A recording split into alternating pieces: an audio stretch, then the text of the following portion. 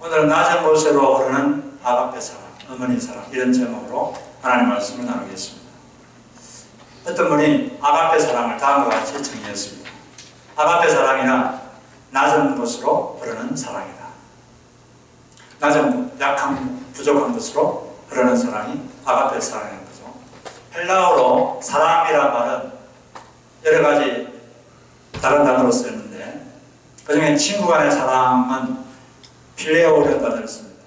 친구 간의 사랑은 어디로 흐르는 사랑입니까? 자기에게 즐거움을 주는 쪽으로 흐르는 사랑입니다. 친구를 만나면 즐겁잖아요. 즐거우니까 그쪽으로 애정이 흐르고 사랑이 흐릅니다. 근데 친구가 더 이상 즐거움을 안 주면 관계가 멀어질 수가 있죠. 왜냐하면 즐거움을 주는 쪽으로 흐르는 사랑이기 때문에 그렇습니다. 그 다음에 에로스 사랑은 남녀 간의 이성적 사랑을 뜻합니다. 성적 즐거움을 주는 쪽으로 흐르는 사랑이죠. 근데 그런 즐거움이 좀 약해지면 사랑이 약해질 수가 있죠. 근데 아가페 사랑은 하나님 사랑인데 이 성경에 있는 사랑입니다. 아가페 사랑은 낮은 곳으로 흐르는 사랑입니다. 보통 사람들은 애정이 높은 곳으로 흐릅니다. 자기에게 유익을 주는 쪽으로 애정을 주고 싶어 하죠. 자기보다 강한 자, 더 많이 가진 자, 더 뛰어난 자, 이런 사람에게로 자기 애정을 흘려보내고 싶은 그런 욕구가 있습니다. 왜냐하면 그렇게 하면 그 사람도 자기를 좋아할 것이고, 그러면 그 사람에게서 유익을 얻을 수 있다고 믿기 때문이죠. 그래서 사람들의 사랑은 높은 쪽으로 흐르는 사랑인 경우가 많습니다. 근데 하나님의 사랑, 아가페 사랑은 낮은 곳으로 흐르는 사랑이에요. 낮은 자, 약한 자, 약한 것, 이런 사람에게 하나님의 마음은 더 갑니다. 사람의 사랑은 참 높은 쪽으로 흐르려고 하는 경향이 있어가지고 사랑하다가도 상대방이 가진 것이 없어지거나 또 지위가 낮아지거나 그러면 그 사람에게로 보냈던 사랑을 초래하게 됩니다. 그런 걸 이제 배신이다 이런 말을 쓰기도 하죠. 근데 감사하게도 하나님의 사랑은 낮은 곳으로 흐르는 사랑이에요. 낮은 곳, 약한 곳, 부족한 곳으로 흐르는 사랑입니다. 하나님의 마음은 높은 곳, 화려한 곳이 아니라 낮은 곳, 부족한 곳에 더 마음이 가 있습니다. 그래서 성경에서는 하나님께서는 고아나 과부, 가난한 자를 학대하는 것을 아주 심각하게 다루십니다. 왜 그럴까요? 하나님의 마음이 그런 사람에게 가 있기 때문에 그렇습니다. 이 사람들은 경제적으로 낮죠. 그리고 사회적으로 낮습니다. 그리고 사람들은 낮게 얘기하죠. 그래서 이런 말씀이 있는데 시편 68편 5절을 보면 그의 거룩한 처소에 계신 하나님은 고아의 아버지시며 과부의 재판장이시라. 신명기 27장 19절을 보니까 갱이나 고아나 과부의 송사, 재판을 억울하게 하는 자는 저주를 받을 것이라 할 것이요 모든 백성은 아멘 할지니라. 그래서 우리는 이런 특히 낮아 보이는 사람에 대해서 특별히 조심해야 됩니다. 또 마태복음 25장에 보면 주님께서는 우리가 어떤 굶주리는 있는 사람에게 먹을 것을 주면 그걸 주님 자신에게 한 것으로 간주하신다 이렇게 말했어요. 또 우리가 목마른 사람에게 마실 것을 주면 그리고 나가는 사람을 대접하고 병든 사람을 돌봐주고 옥에 갇힌 사람을 돌봐주면 그것이 예수님에게 직접 한 것이다. 이렇게 하나님은 간주하시겠다고 말씀하셨습니다. 사실 우리는 예수님을 직접 본 적이 없거든요. 본 적도 없는데 그런 사람에게 그냥 그런 사람이 불쌍해서 마음이 가서 이렇게 돌봐줬는데 그걸 주님께 직접 한 것이다. 저기 작은 자에게 한 것이고 나에게 한 것이다. 이런 식으로 단정을 지으셨습니다. 그럼 왜 그런 논리가 성립할까요? 우리는 주님을 본 적도 없고 주님에게 그렇게 한 적이 없는데 왜 그런 논리가 성립할까요? 왜 그러냐면 주님의 마음이 그들에게 가 있기 때문입니다. 하나님의 사랑은 낮은 곳으로 흐르는 사랑입니다. 그런 사람에게 하나님 마음이 가 있어요. 그런 사람에게 사랑이 가 있습니다. 그런데 그런 사람들이 고통받으니까 주님 마음이 통증을 느낍니다. 너무 고통스러운 거죠.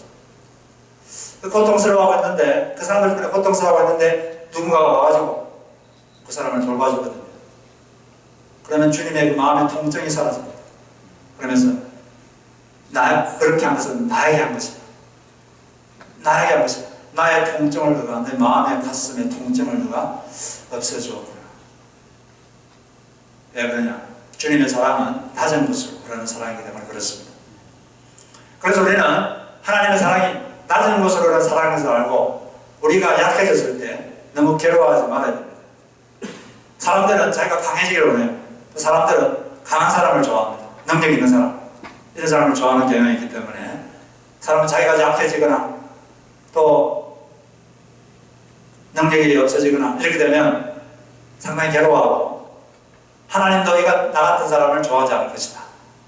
이런 식으로 자책하고 생각하는 경향이 있습니다. 그런데 하나님은 그렇지 않습니다. 하나님은 정반대로 행동하시죠. 하나님의 사랑은 바로 그런 낮은 곳에 가 있기 때문에 그렇습니다. 이걸 알았기 때문에 바울은 고린도서 12장 9절에서 다음과 같이 말하죠. 제가 공동번역을 읽어보면 같이 한번 읽어볼까요? 시작. 그러나 주님께서는 너는 이미 내 은총을 충분히 받았다. 내 권능은 약한 자 안에서 완전히 드러난다 하고 번번이 말씀하셨습니다. 그래서 나는 그리스도의 권능이 내게 머물러도록 하려고 더없이 기쁜 마음으로 나의 약점을 자랑하려고 합니다. 하나님의 사랑이 낮은 곳, 약한 곳으로 흐른다는 것을 바울은 알았어요. 그래서 약한 자에게, 낮은 자에게 하나님은 더 관심을 가지시고 더 돌보시고 더 주님의 능력을 부어준다는 걸 알았기 때문에 자신은 약한 것을 자랑하겠다, 이런 식으로 말한 것입니다. 왜냐하면 주님의 사랑은 낮은 곳으로 흐르는 사랑이기 때문에 그렇습니다. 이 낮다는 것은 경제적으로 낮다, 그런 뜻도 있고 또 지위적으로 낮다, 그런 뜻도 있지만 또 성품적으로 낮다, 이런 뜻도 있어요. 성품이 좀 다른 사람 보기에 좀 부족해 보이는 그런 경우도 있습니다. 주님이 그런 사람을 볼 때 사람은 보통 성품이 아름답지 못하고 좀 부족해 보이고 그러면 어떻게 합니까? 물량, 애정을 흘려보내지 않습니다. 대신에 성격이 좋고 남의 감정을 잘 배려하고 교양도 있고 경호도 바르고 예의도 바르고 타인에게 잘하고 또 자기를 좋아해주고 그런 사람에게는 그냥 막 사랑이 막 흘러넘칩니다. 저절로 그런 사람에게 막 저절로 애정이 가요. 그런데 반대의 경우는 그러지 않습니다. 성품적으로 좀 낮은 사람, 성품이 좀 아름답지 못하고 좀 부족하고 좀 거슬리는 게 있고 그러면 사랑을 흘려보내지 않고 무엇을 흘려보내려고 합니까? 비판을 흘려보내려고 그러고 비난을 흘려보내려고 그러고 험담을 흘려보내려고 그러고 짜증을 흘려보내려고 그러고 싫어함을 흘려보내려고 하고 뒷담화를 흘려보내려고 하고 그렇습니다. 그런데 성경의 사랑은 낮은 곳으로 흐르는 사랑이에요. 그게 아가페 사랑입니다. 주님은 그런 사람에게도 주님의 사랑을 흘려보내십니다. 왜? 하나님의 사랑이 뭔지 그렇기 때문에 그렇죠. 그런 대표적인 인물이 요한복음 4장에 나오는 사마리아 여인입니다. 이 사마리아 여인은 행실이 올바르지 않았습니다.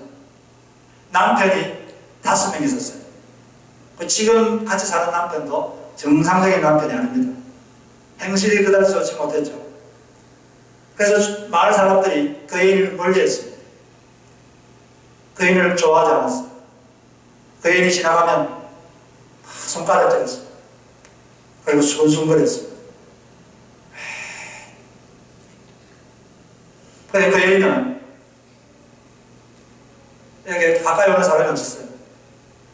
그래서 많은 경우에 그 중동 지역은 낮 되면 태양이 뜨겁기 때문에 물길을 오를 때 정오에 오지 않습니다. 해가 없을 때 오고요. 그런데 이 여인은 사람들이 자기에게 애정을 주지 않기 때문에 혼자 정오에 물길로 왔어요. 그런데 예수님은 그러지 않았어요. 사람들은 그 여인을 멀리하고 왜 저러냐 그렇게 막 촉각질하고 비난하고 그랬는데 예수님도 그랬을까요? 예수님은 그러지 않았습니다. 예수님은 그 여인을 만나시려고 그 사막길을 터벅터벅 걸어오셨어요. 원래는 다른 길로 가는데 사실은 그 여인을 만나려고 평소에 안 가는 길을 가신 겁니다. 그리고 그 여인에게 아주 친절하게 말씀하셨습니다. 친절하게 어떻게 하면 인생의 목마름을 해결하는지 그걸 가르쳐 주셨어요. 어떻게 하면 영생을 얻느냐? 이 세상이 주는 물이란 것은 인생의 목마름을 해결하는 어떤 도구 그건데 이 세상이 주는 물을 먹는 자는 다시 목마르지만 내가 주는 물을 먹는 자는 목마르지 않는다. 내가 주는 물, 성령님 구원을 영생을 얻으면 내가 다시는 목마르지 않을 것이다. 이렇게 하면서 인생의 목마름을 해결하는 방법을 아주 친절하게 가르쳐 주셨습니다. 그이는 그 예수 그리스도의 그 친절한 그 사랑을 보고 예수님을 받아들였어요. 우리도 이런 주님을 본받아야 할 줄로 믿습니다. 낮은 곳에 있는 자를 귀히 여기고 또 성품이 그다지 마음에 들지 않는 사람을 사랑하려고 애를 써야 합니다. 애를 쓴다는 게 중요한 거예요. 애를 쓴다는 게 무슨 뜻이죠? 무슨 뜻입니까? 애를 쓴다. 잘 안 되는데 안 되기 때문에 몸부림치는 거죠. 해보려고. 안 되니까 잘 되면 그냥 하면 돼요. 안 돼요. 잘. 하기도 싫어요. 그렇기 때문에 애를 쓰는 겁니다. 주님은 애를 쓰는 것을 아주 기억해 보십니다. 본성대로 잘 안 되기 때문에 애를 쓰는 거죠. 기도하면서 애를 쓰는 겁니다. 그 사람의 성격이 마음에 안 든다고 배척한 것은 누구나 다 할 수 있어요. 그건 마귀의 자식도 할 수 있습니다. 그러나 그것은 정상적인 그리스도인의 모습이 아닙니다. 성령님을 모시고 사는 사람의 태도가 될 수가 없습니다. 주님은 원수도 사랑하려고 애를 쓰라 라고 말씀하셨어요. 이 사랑에는 두 가지 종류의 사랑이 있다고 합니다. 어떤 사랑이 있을까요? 쉬운 사랑과 하기 어려운 사랑이 있다고 합니다. 하기 쉬운 사랑이 있고 하기 어려운 사랑이 있어요. 쉬운 사랑은 사랑스러운 사람을 사랑하는 것입니다. 여러분, 사랑스러운 사람은 사랑하기가 쉽습니까? 어렵습니까? 네. 사랑스럽게 행동하고 사랑스럽게 말하고 자기에게 사랑스럽게 대해주면 그런 사람 사랑하는 건 너무 쉽죠. 성경에서 사랑하라는 것은 그런 사람을 사랑하는 게 아니에요. 그런 것은 너무 쉽기 때문에 하나님은 쉬운 것을 하라고 한 적이 없습니다. 사람이 못하는 것, 하기 싫어하는 것, 하기 힘든 것 이런 거 하라고 하는 거죠. 그래서 성경에서 사랑하라는 말은 사랑스럽지 않은 사람, 사랑스럽지 않은 사람을 사랑해라. 사랑스럽지 않은 사람을 사랑하려고 애를 쓰라. 그런 말씀입니다. 우리는 대인관계를 좋게 하려고 능력을 높이려고 노력하는데 대인관계 실력의 90%는 약 90%는 사랑스럽지 않은 사람을 어떻게 대하는가. 그게 바로 그 사람의 대인관계의 실력이 그것으로 좌우됩니다. 그래서 성도는 낮은 것으로 사랑을 하려고 하라고 부름받은 사람입니다. 그런 사람을 이해하려고 애를 써야 돼요. 사람이란 건 자기가 어떤 생각이 탁 들면 그 생각을 끝까지 고수하려고 합니다. 생각을 조금 바꾸려고 노력하네요. 사람에게는 생각의 게으름이 있습니다. 생각을 되게 게을러요. 어떤 생각이 탁 들면 그냥 그래 하고 그 생각만 해보면 끝까지 갑니다. 고집스럽게. 상대방의 입장을 한번 생각해보고 내가 저 사람의 입장일 때는 어떨까? 저 사람의 독특한 배경, 독특한 성격, 독특한 사정, 그런 상황이라면 독특한 사정이면 어떨까? 입장을 한번 바꿔놓고 한번 생각해보면 이해가 됩니다. 그리고 불쌍하다는 생각이 들고 그렇게 될 수가 있어요. 우리가 이처럼 주님께서 낮은 곳으로 흐르는 사랑하시기 때문에 우리도 그런 사랑을 하려고 노력해야 될 줄 믿습니다. 그래서 우리가 이해가 안 되고 용서가 안 되는 사람이 있더라도 주님한테 나가서 솔직하게 주님, 제가 용서하려고 하는데 용서하기가 싫습니다. 잘 안 됩니다. 도와주세요. 이렇게 애를 쓰면 주님께서 그 기도를 들으시고 여러분을 도와주실 줄 믿습니다.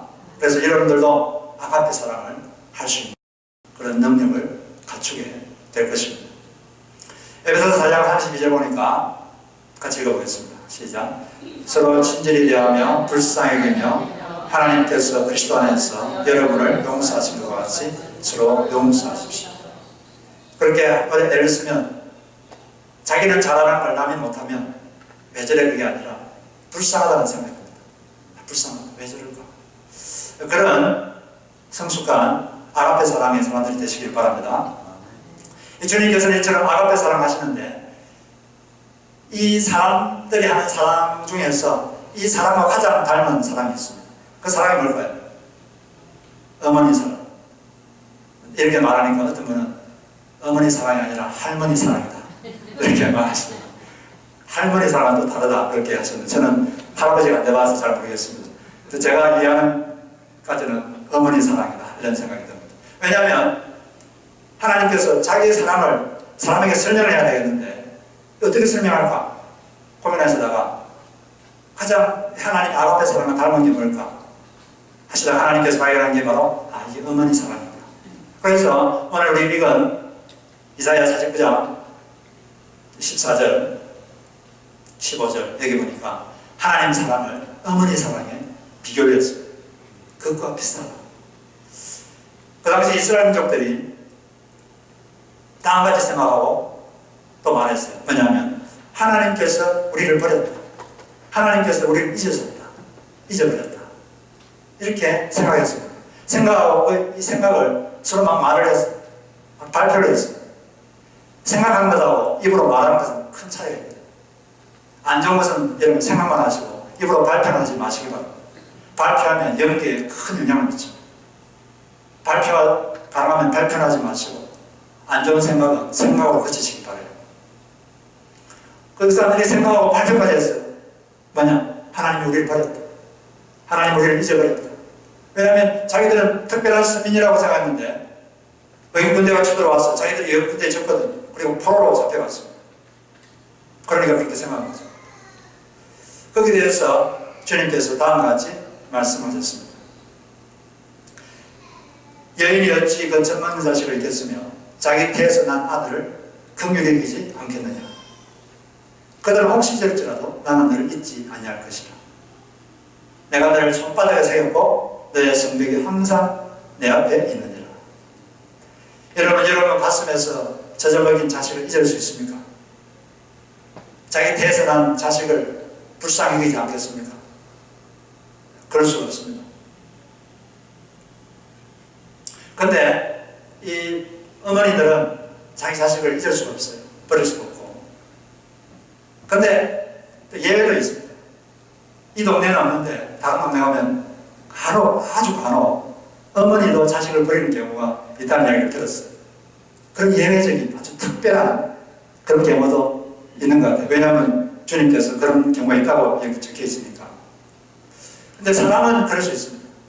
사람이 뭐 갑자기 어떤 자식보다 더 귀중한 욕구가 들어오든지 그러면 그럴 수 있겠죠. 그런데 하나님께는 그런 예외조차 없다. 나에게는 그런 예외도 없다. 사람은 자기 자식도 버릴 수 있지만 나는 그런 예외도 없다. 그만큼 나는 너희들을 사랑하고 너희들 잊어버린 적도 없고 버린 적도 없다. 이것이 하나님의 사랑이라고 말씀하셨습니다. 그래서 우리가 15절 다시 한번 읽어보겠습니다. 자, 시작. 여인이 어찌 그 젖먹는 자식을 잊겠으며 자기 태에서 난 아들을 긍휼히 여기지 않겠느냐. 그들은 혹시 저럴지라도 나는 너를 잊지 않을 것이라. 이게 하나님의 마음입니다.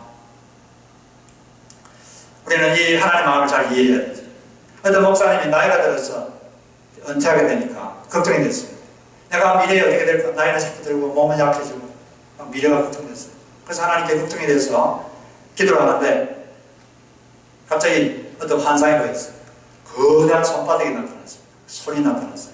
하나님의 손이죠. 그 거대한 손바닥에 자신이 꼭 안겨있는 그 환상이 보였습니다. 깨달았죠. 하나님이 나를 이렇게 나이가 들어도 나를 꼭 껴안고 있구나. 이 손바닥에 나를 붙잡고 있구나. 그걸 알고 마음에 평안을 가지게 되었습니다. 하나님 사랑이처럼 이 강한 사랑이고 하나님은 이 자신의 사랑을 어머니 사랑과 비슷하다 이렇게 말씀할 정도로 어머니 사랑은 대단합니다. 어머니는 자기 태어난 자식을 잊을 수 없죠.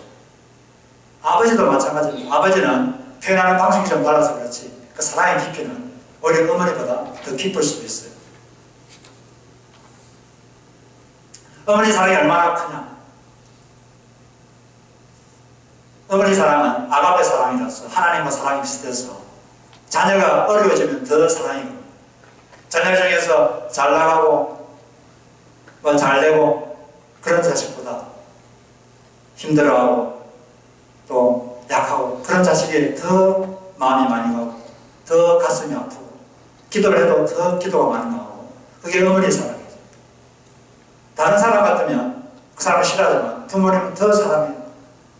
만약 여러분 주변에 흉악히 귀신 들린 그런 소녀가 있다고 하면 여러분 그 사람 곁에 가겠습니까? 멀리 하려고 합니다.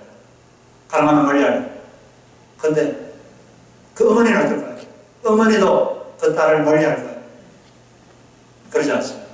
그 어머니는 남들이 다 싫어하고 배척하는 그 자식을 살릴 수만 있다면 자존심도 다 버릴 수 있고 모든 걸 다 버릴 수 있어요. 왜? 어머니의 사랑은 낮은 모습을 사랑입니다. 약할수록 더 가슴이 아픕니다. 또 대표적인 예가 수누보네게 여인이죠. 수누보네게란 말은 시리아와 피니키아 이게 합성어인데 지금 이스라엘 북부에 있는 레바논 해안 지역을 말합니다. 여인이 이방 여인인데 그 여인이 흉악히 귀신 들렸어요. 그래서 예수님께 그 딸을 좀 고쳐달라고 애원하니까 예수님께서 그 여인의 믿음을 테스트하기 위해서 그녀를 무시한 듯한 발언을 하십니다. 그 당시 유대인들이 이방인을 개로 불렀는데 마치 그런 것처럼 그렇게 취급했어요. 주인의 떡을 취하여 개에게 던지는 것이 마땅치 않다. 상당히 무시하는 듯한 발언이죠. 그러나 이 여인은 자존심을 버렸어요.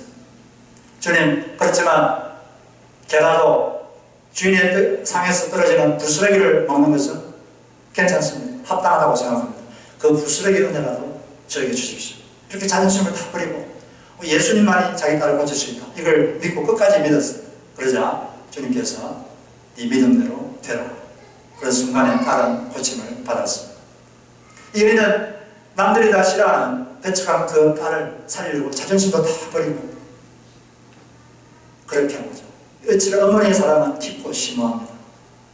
여러분들이 지금 이 자리에 있는 것은 그런 어머니, 아버지가 있었기 때문에 이 자리까지 올 수 있었다고 믿습니다. 여러분들도 그렇게 자식들을 키우셨고 또 여러분의 부모님은 또 여러분을 키우셨고 평소에 우리가 그런 부모님에 대해서 어머니에 대해서 감사하는 마음이 다 있어요. 그런데 이걸 잘 표현을 안 하거든요. 그래서 이 표현하라고 이런 특별히 어머니주의에 있는 것입니다. 왜냐하면 표현되지 않는 감사는 감사가 아니거든요. 사람은 사람 마음을 모릅니다. 표현하지 않으면 모르는 거죠. 그래서 오늘 이런 시간을 통해서 그 마음을 충분히 표현하시기를 바랍니다. 어머니주의에 제가 아버지의 사랑에 대해서 말해서 그렇지만 어머니 사랑이나 아버지 사랑이나 아까도 말한 것처럼 똑같습니다. 표현 방법만 다른 거지 아버지 사랑이 더 깊을 수도 있죠.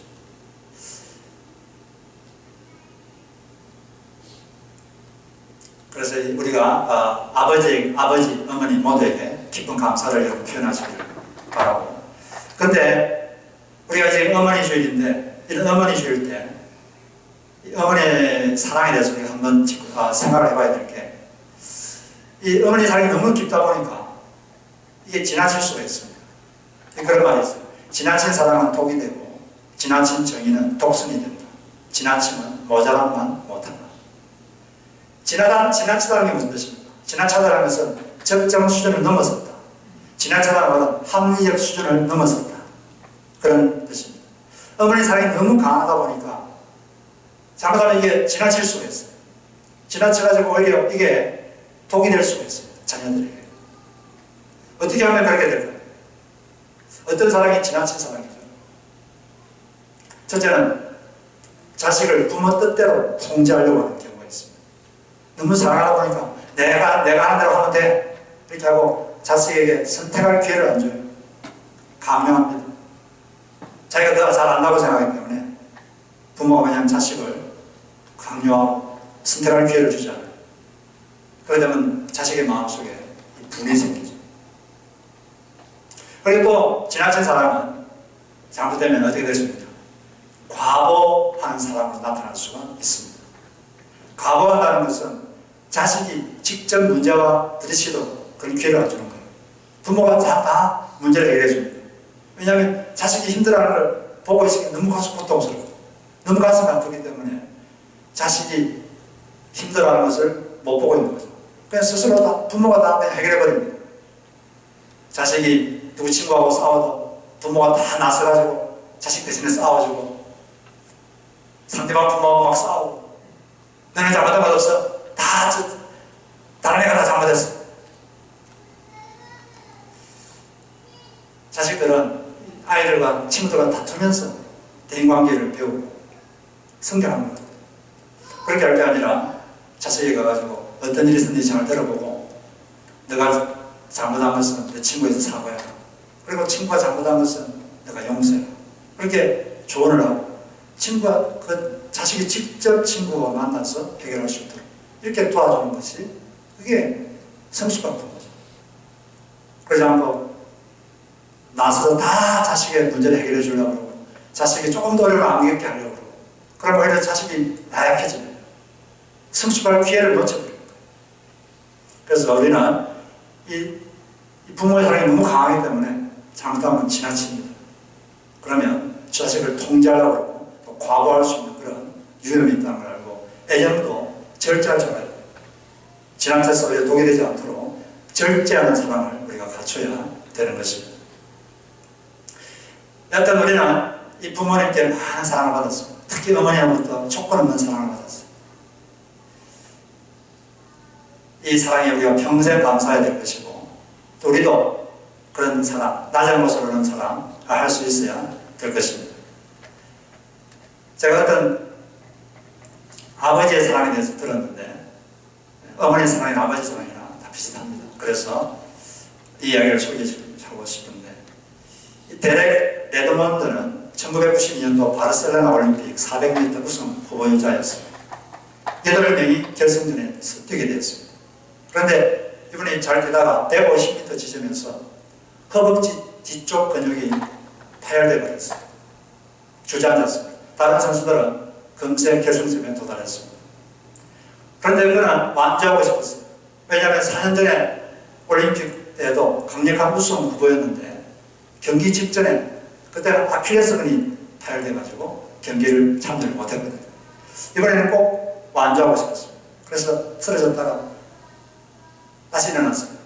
22번 재기수술을 받고 지금 경기를 하는 것이고 자기는 끝까지 가고 싶었어요. 그래서 다시 일어나가지고 덜덜거리면서 결승점을 향해서 가고 있었습니다.